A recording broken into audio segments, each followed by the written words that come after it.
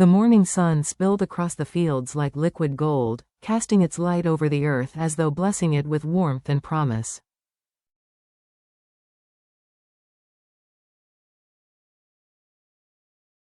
At the threshold of their new house, Deep stood with her hand resting lightly on the wooden doorframe.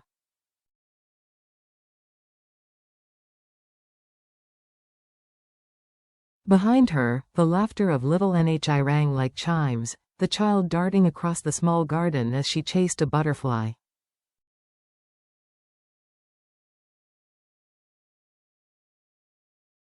For a moment, Deep simply watched, her heart aching with both relief and wonder. This was what she had dreamed of.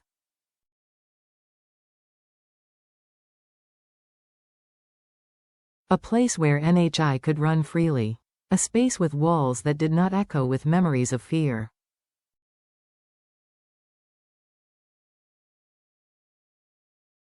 A beginning unmarked by sorrow. James emerged from the car, carrying a small box of books in his arms.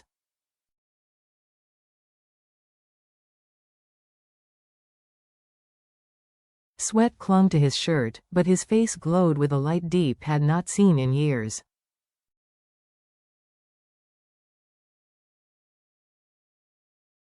He set the box down, straightened, and looked first at the house, then at her. "It's not perfect," he said softly, almost apologetically.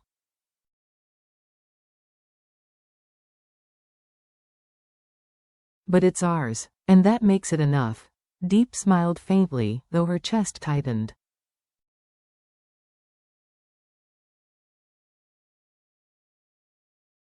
She wanted to believe him. She wanted to trust that these walls would shield their fragile joy.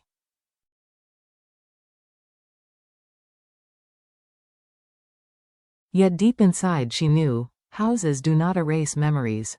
They only collect new ones.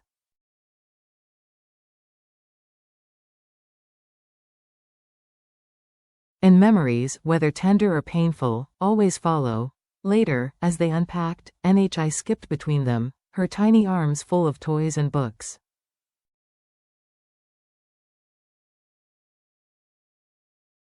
"Mama, Papa, can we put my dolls by the window? They like the sunshine," she asked, her eyes shining with innocence.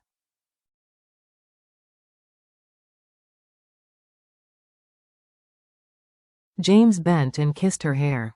"Of course, sweetheart. The sunshine belongs to you."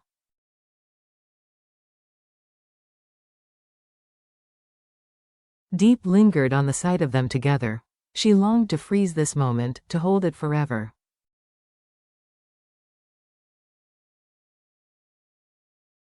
And yet, a whisper pressed against her heart. Could this new house really protect them? Could it shelter Nyi's childhood from fear? Or would the shadows of the past creep back through unseen cracks?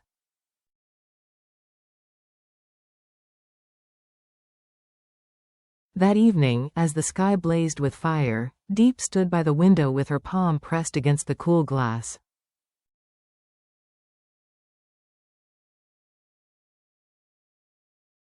The house was still, waiting to be filled with laughter and stories. But in her heart lingered a thread of sorrow. Could walls truly save them? Or was love itself the only foundation strong enough to withstand the storms to come?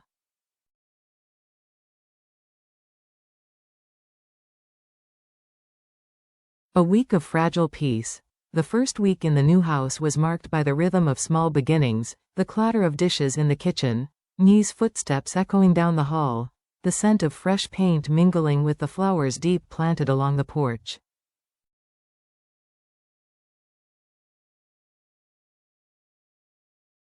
James threw himself into arranging furniture and sketching plans for work. Deep found herself humming again while she cooked, something she hadn't done in years.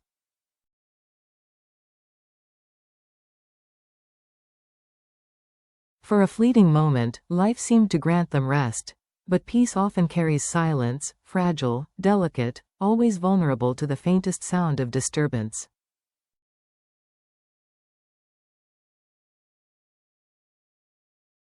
On the seventh evening, as twilight softened the horizon, a knock echoed at the door.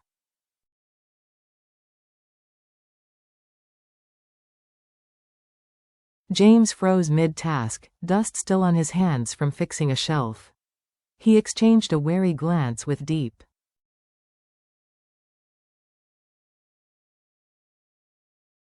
Visitors were rare here. Deep opened the door cautiously. Standing before her was a man in plain clothes, older now, his face weathered by time and regret.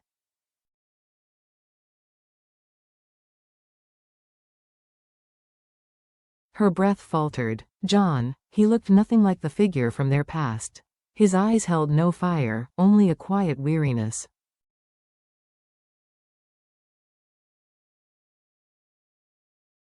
"I didn't come to disturb you," he said softly. "I just wanted to see if you're safe, if NHI is well."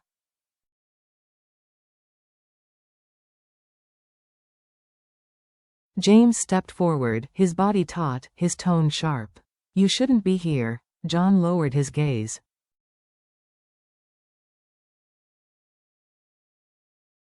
"I know. I won't stay. I only wanted you to hear it from me. I've left the life I once lived."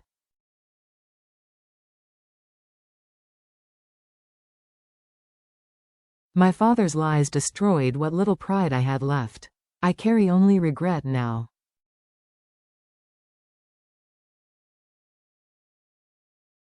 "I live quietly in the old house. I don't expect forgiveness. I only pray you won't fear me anymore."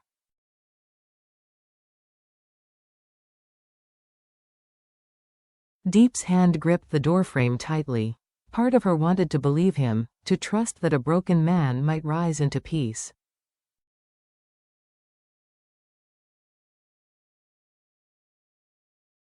Another part trembled with memory, with scars not easily forgotten. James's jaw tightened, his voice low with warning.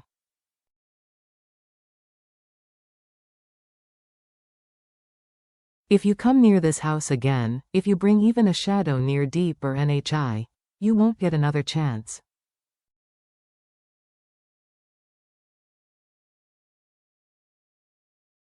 John nodded slowly. "I understand. This was my last visit. Goodbye." He turned, his figure fading into the mist until silence reclaimed the road.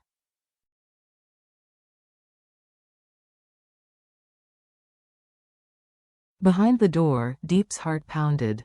From the other room, Nye's laughter rang, innocent, untouched by the storm that had brushed so close.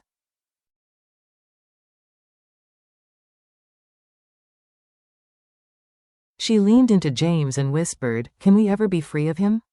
Even if he says he's changed?"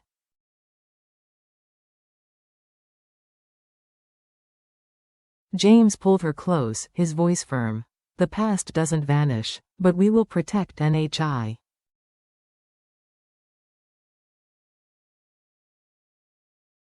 "Whatever it takes. No house will do it for us. Only us." Shadows by the fence. Days slipped into a fragile routine.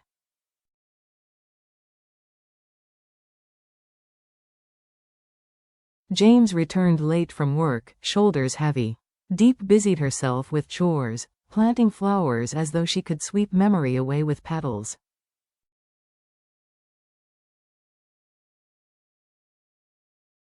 And Nye's voice filled every corner with laughter, keeping silence at bay, for a while.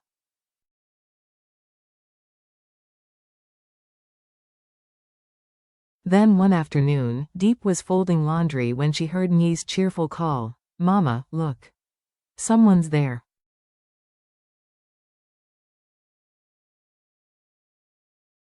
Her heart jolted. She rushed to the door and saw NHI by the garden fence, pointing at the road.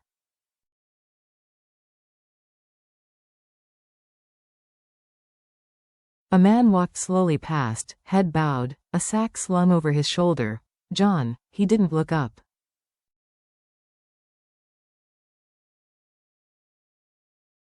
He didn't pause. He simply walked on. But Nye's innocent eyes followed. "Mama, who is that man?" He didn't smile, but he looked sad.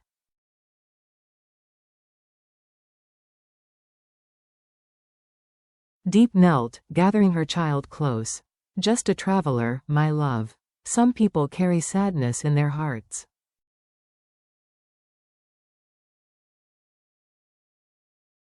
She smoothed Nye's hair, forcing a smile though her chest tightened. That evening, she told James.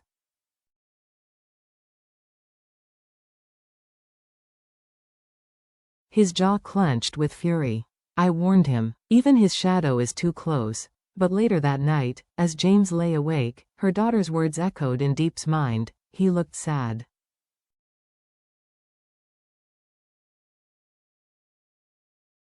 Children see truths adults often refuse. Could John truly have changed? Or was his presence another storm waiting to break?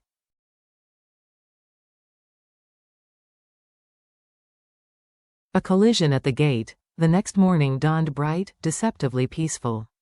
Nhi knelt at the gate, chalk in her hand, drawing flowers on the stone path.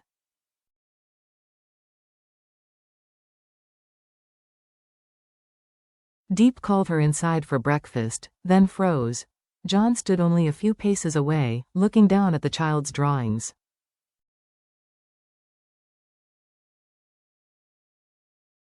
He wasn't menacing. His face was etched with quiet longing, his posture heavy with defeat.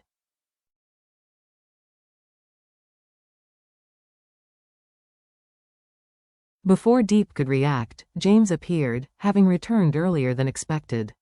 The sight of John near his daughter ignited a fury he could not contain.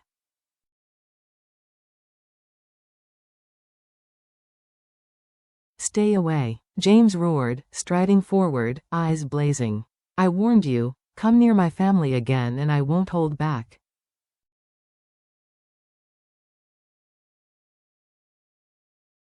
John lifted his hands, surrendering. His voice was rough, steady. "I didn't come to harm anyone."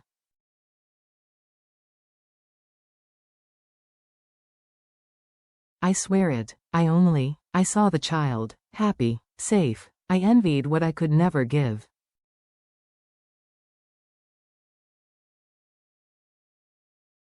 "I have nothing left. No place to go. But I won't take your peace away. Not anymore."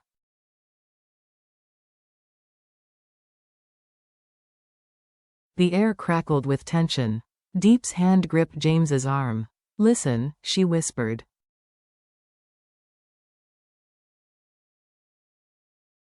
James studied the man, really studied him. He did not see the schemer who once haunted their lives.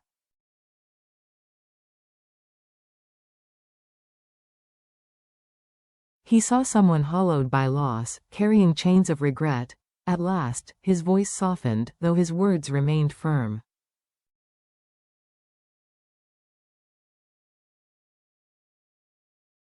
"This house is not yours to come near. But if you truly mean to change, then prove it, far from here."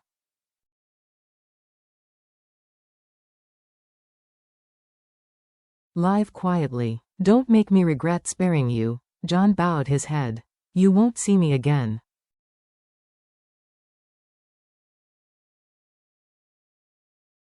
"I only wanted to say I'm sorry." With that, he turned and walked away, shrinking into the horizon until he was nothing more than memory.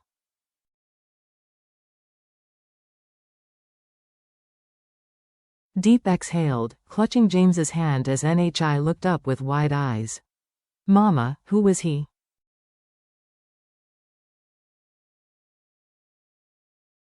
Deep kissed her forehead. "Someone who lost his way, my love. But we must keep walking ours."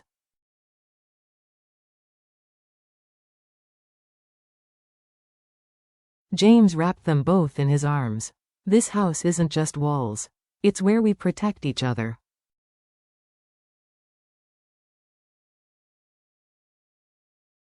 Where we build our life.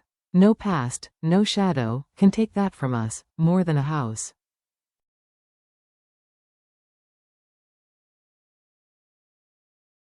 The golden light of morning spilled across the new house, but it was not the bricks or beams that held them safe.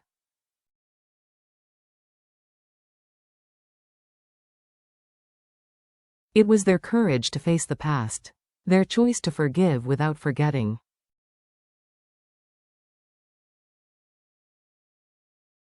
Their unyielding bond as a family. The old house and its sorrows were gone. This one would stand strong, not because of its foundation of stone, but because of the unseen foundation within: trust, love, and unity.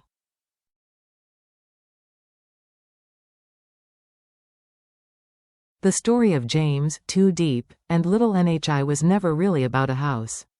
It was about what we choose to protect, how we balance forgiveness with vigilance, and how love, when held tightly enough, can outlast even the darkest shadows.